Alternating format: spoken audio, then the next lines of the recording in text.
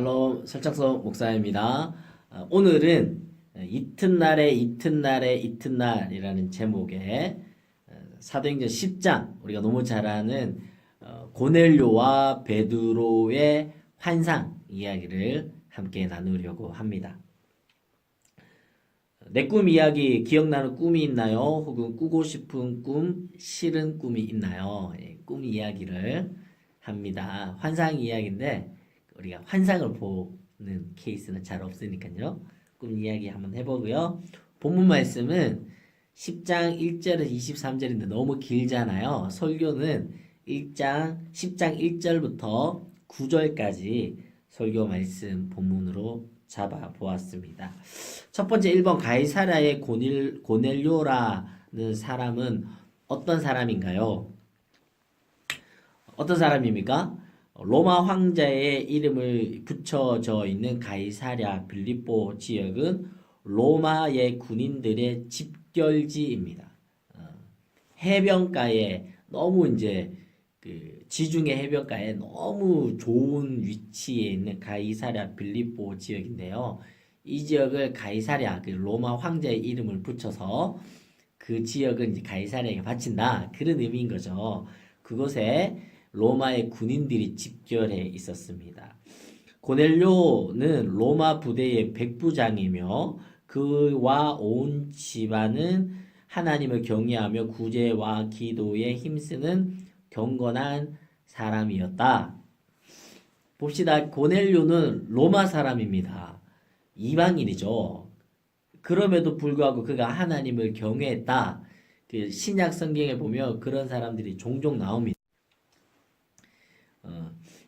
갓피어러라고 해서 하나님을 경외하는 사람, 하나님을 두려워하는 사람이라는 표현을 쓰는데, 이방인이지만 유대교가 매력있고 하나님이 믿어지고 또 내가 하나님 백성이 되고 싶다 한다면 할례를 받고 율법을 지키는 것으로 갓피어러, 하나님을 경외하는 사람으로 유대교에 들어올 수가 있었습니다. 고넬료는 그런 사람이었던 것 같아요. 이전부터 그러했는지 유대 땅에 주둔 군인으로 오면서 유대교를 믿게 된지는 알 수 없으나 그가 그렇게 유대교를 믿게 된 것 같습니다. 2번, 하나님이 고넬료에게 하신 말씀은 무엇인가요? 제9시쯤 환상 중에 고넬료의 기도와 구제가 하나님께 상달되었으니 베드로라 하는 시몬을 청하여 경건한 하인과 부하를 요바에 보내었습니다. 고넬료가 군인이죠. 100명쯤 거느리는 중급, 좀 장교쯤 될 것 같아요. 100여 명이면 중대장 정도 되겠죠. 예, 그 정도의 관직을 가지고 있는 그가 오후 3시에 환상을 본 겁니다. 오후 3시면 그 9시쯤이 오후 3시인데 업무 중일 타이밍이에요. 쉬는 시간이 아니잖아요. 하나님의 말씀을 듣고 그의 환상을 보는 것이 우리는 특별한 어떠한 시간, 특별한 어떤 장소, 1년에 2번 있는 여름 수련의 둘째 날 밤, 이렇게 한정 지을 수 없습니다. 오히려 하나님이 우리를 부르신 일상의 삶에서 더욱더 하나님과 깊이 있는 교제와 하나님의 말씀을 들을 수가 있습니다. 고넬료는 그런 사람이었습니다. 그리고 고넬료는 그의 기도뿐만 아니라 기도와 구제가 하나님께 상달되었다 합니다. 그의 경건을 설명하는 참 대표적인 문구가 될 수 있을 것 같아요. 기도와 구제, 기도와 삶, 믿음과 삶, 암과 삶이 일치된 고넬료였습니다. 우리가 찬양을 부르잖아요. 믿음과 삶을 살아내는 실력이 너무나 다른 내 모습을 볼 때에, 고넬료는 그의 믿음과 기도는 구제라는 삶과 일치된 삶을 살았습니다. 비단 남을 돕는 구제만을 표현하는 건 아닌 것 같아요. 그의 믿음은 삶과 연결되어 있었습니다. 그리고 고넬료의 경건을 또 잘 설명하는 한 장면은 그가 베드로라는 시몬을 청하로 그의 부하와 신하들을 요바로 보내게 됩니다. 그 부하와 신하들을 어떻게 표현합니까? 경건하다라고 표현하고 있습니다. 고넬료는 경건할 수 있죠. 그가 유대교를 자청해서 믿게 되었으니. 그런데 그의 수하에 있는 부하와 하인마저도 경건한 사람이었습니다. 고넬료의 신앙의 역량이라 생각할 수 있겠죠. 우리의 경건은 나와 관계하고 있는 사람들에게 어떤 영향을 미치고 있는지를 좀 생각하게 하는 본문이 될 것 같습니다. 빛은 어둠에 비치게 되고 그러면 어둠은 그 빛에 영향을 받죠. 향기는 주변에 퍼뜨려지게 되고 그 향기로 인해서 주변의 공기는 달라지게 됩니다. 이것이 영향력이죠. 우리의 경건, 우리의 신앙은 내 주변의 사람들을 향기롭게 하는지 더불어 어두움을 밝게 비치고 있는지 생각하게 됩니다. 세 번째, 베드로는 어디에 무엇을 하고 있나요? 베드로는 요빠의 무두장이 집에 머물고 있고 제6시 지붕에 올라 기도 중에 환상을 보았습니다. 베드로의 경건도 살펴볼 수 있는 것 같습니다. 베드로는 요빠의 무두장이 저는 개인적으로 이스라엘에 다녀온 적이 있었는데 정말 요빠라는 지역을 너무 가고 싶었어요. 해변가이기도 하겠지만 저는 개인적으로 요빠라는 이 지역의 특징을 이렇게 설명하고 싶어요. 하나님의 복음이 세계로 뻗어가는 시작점. 오늘 말씀해 보니까 베드로가 요빠의 무두장의 집에 있음으로 인해서 고넬료의 부하들이 왔고 고넬료의 부하들을 따라 그 이방인의 가정에 복음을 전하러 가는 그 시작점이 요빠이지요. 뿐만 아니라 그 요나가 그 니느웨로 가서 복음을 전하라 했을 때 그 요빠 항구에서 어디로 떠납니까? 니느웨로 가지 않고 다시스로 향하죠. 물론 하나님 말씀에 순종해서 니느웨로 가지 않았지만 어쨌건 그가 세계 선교의 말씀이 떨어졌고 그것이 시작되었던 곳이 요빠입니다. 재미가 있죠. 그가 요빠에 있습니다. 누구의 집에요? 무두장이, 가죽장이라고 하죠. 그의 집에 머뭅니다. 가죽은요, 죽은 가축의 겁질이죠. 즉 유대인들에게 있어서 죽은 사체는 부정합니다. 죽은 사체를 만지고 그 가죽을 벗기는 일이라면 무두장이 역시 부정한 사람이 됩니다. 그렇다면 무두장이의 온 집이 부정하고 베드로 역시 그와 함께 하는 것조차 부정한 것이 되는 것입니다. 구약의 거룩은 접촉에 있거든요.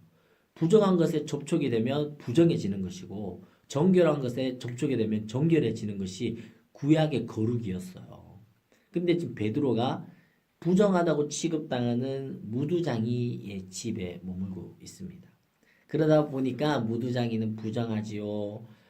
냄새도 나지요. 가죽 일들이 또 그러다 보니 사람들이 좀 꺼려하는 사람들과 떨어져서 도심에 있지 않고 해변가에 요즘은 해변가는 좋지만 해변가에 사람들과 떨어져 지냈던 것 같고 베드로의 경건이 율법 조항으로 인한 사람의 그 거룩을 따지는 것이 아니라 베드로의 경건은 무두장이의 집에도 머물 수 있을 만큼 그의 조건, 환경으로 인한 것이 아닌 그의 존재에 대한 사랑과 또 존중, 받아들여짐이 있었던 것 같습니다. 제6시에 기도하러 올라갔습니다. 지난주에 다뤘던 6시가 몇 시죠? 정오예요. 낮 12시. 중동의 강렬한 태양이 가장 뜨거운 시간인데 그가 기도하러 어디에 가죠? 지붕 위에 올라갔습니다. 여기서도 베드로의 경건을 볼 수 있겠죠. 하나님과 약속된 경건의 시간을 지키기 위해 어떤 상황이나 환경을 핑계대지 아니하고 환경의 열악함 속에서도 하나님을 향한 경건의 시간들을 지켜나갔던 베드로의 모습을 볼 수 있습니다. 4번 베드로가 본 환상의 내용과 의미는 무엇입니까? 큰 보자기가 보자기의 부정한 짐승을 먹지 않으니 하나님께서 깨끗하게 하신 것을 네가 속되다 하지 말라라는 음성을 3번 들었습니다. 유대인에게만 복음을 전하는 것으로 여겼던 베드로에게 이방인에게도 복음을 전할 것을 알려주는 환상의 내용으로 그가 해석하고 받아들였습니다. 부정한 짐승이 보자기에 쌓여지고 3번 내려와서 너 먹어라 하니까 내가 부정한 거 먹지 않습니다 하니까 하나님께서 내가 깨끗하게 하신 거 네가 속되다 하지 마라. 이걸 3번 보게 되죠. 해석할 수 없었습니다. 하지만 바로 고넬료의 부하와 신하들이 찾아왔을 때에 이것이 하나님의 환상의 뜻이었구나 라고 깨닫고 그는 말씀에 순종해서 이방인에게 복음을 전하러 가게 되는 것이죠. 3 속으로 경건의 영향력 키우기. 고넬료는 이방인이었지만 그의 구제와 기도가 하나님께 상달되었고 그의 하인과 부하들에게도 좋은 영향력을 미치는 경건한 사람이었습니다. 큐티 나눔, 중보 기도하기, 추천, 찬양 나눔을 통해 경건의 영향력을 키워봅시다. 우리 지난주에 하나님 만나기 위해서 말씀, 또 찬양, 기도, 시간과 방법의 장소에 대해서 이야기를 나누었잖아요. 어떻게 잘 지켜졌는지를 한번 이야기 나눠주세요. 찬양하고 기도하고 말씀 묵상하는 것도 잘 했는지 이것이 하나님 만나는 시간들이죠. 그렇다면 나 개인적으로만 그 하나님과의 만남과 교제를 이어가는 것으로 끝나지 아니하고 그 경건은 결국 세상의 빛으로 소금으로 향기로 영향을 미치며 살아가야 되지 않겠는가. 그런 의미인 거예요. 연결이 되겠죠. 그래서 말씀의 영향력 키우기는 설교를 막 하는 것이 아니라 내가 묵상한 말씀을 친구들과 나눔을 하는 것으로 통하여서 말씀의 영향력을 키울 수 있지 않겠는가. 그래서 한 주간의 묵상한 말씀, 한 주간 말씀 보기를 했으니까 그 나눔을 하는 거죠. 2번째는 기도의 영향력 키우기, 중보기도하기. 기도의 영향력 키우기는 친구들의 기도 제목, 반 친구 10명이 다 할 수는 없으니까 2명씩 짝을 지어서 서로의 기도 제목을 적게 하고 한 주간 그 친구를 위해서 기도하기. 3번째로 찬양의 영향력 키우기, 추천 찬양 나눔. 내가 한 주간 불렀던 찬양, 좋아하는 찬양, 묵상이 되는 찬양이 있으면 그 찬양을 소개하고 기회가 된다면 함께 불러볼 수도 있을 것 같고요. 카톡창 안에 유튜브 찬양 영상을 함께 공유하는 것도 좋을 것 같습니다. 그렇다면 오늘 말씀은 왜 이튿날인가? 요 이야기하고 공간 내용을 마칠 텐데요. 그러니까 고넬료가 환상을 봤죠? 이튿날 그 요바에 도착을 합니다. 베드로를 만나고 이튿날 출발을 합니다. 이튿날 가이사랴에 도착을 합니다. 그거죠. 그래서 그 환상을 보고 이튿날에 그것이 가이사랴까지 베드로가 오는 여정인 거예요. 나는 그래서 오늘 말씀의 핵심은 우리가 하나님께 드려지는 이 경건이 하나님 어떻게 사용하시는 도구가 되며 어떻게 응답되어져 가는지 오늘 내가 묵상한 경건의 삶이 오늘에 살아가는 힘을 주는 것 분명하지만 그것으로 끝이 나지 않고 나비 효과죠. 이것이 하나님의 여정을 따라 응답되고 인도받는다. 오늘의 우리의 경건을 하나님 어떻게 사용하실까? 이튿날, 그 이튿날 기대하는 마음, 우리에게 미래와 소망을 주시는 하나님과 동행하자. 그런 의미로 말씀을 나누고자 합니다. 주말 시간, 비 오는 너무 좋은 주말 시간 잘 보내시고요. 이번 주일에는 전체 교사 모임입니다. 특별히 4월 첫째 주에는 공과데이여서 이번 전체 교사 모임 때 모든 교사들이 함께 오셔서 공과데이의 취지와 또 어떻게 진행될지를 함께 마음 나누는 시간 되시면 좋겠습니다.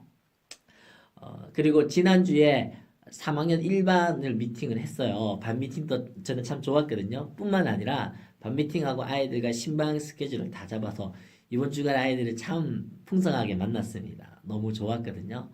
이번 주는 3학년 2반이 되겠고요. 다음 주는 공과대여서 반 미팅을 좀 쉬도록 하겠습니다. 그렇게 해서 그 일상적인 주간에 반 미팅을 해서 아이들과 만남을 좀 풍성하게 갖도록 하겠습니다. 감사드립니다. 주말 잘 보내시고 내일 뵙도록 하겠습니다. 샬롬.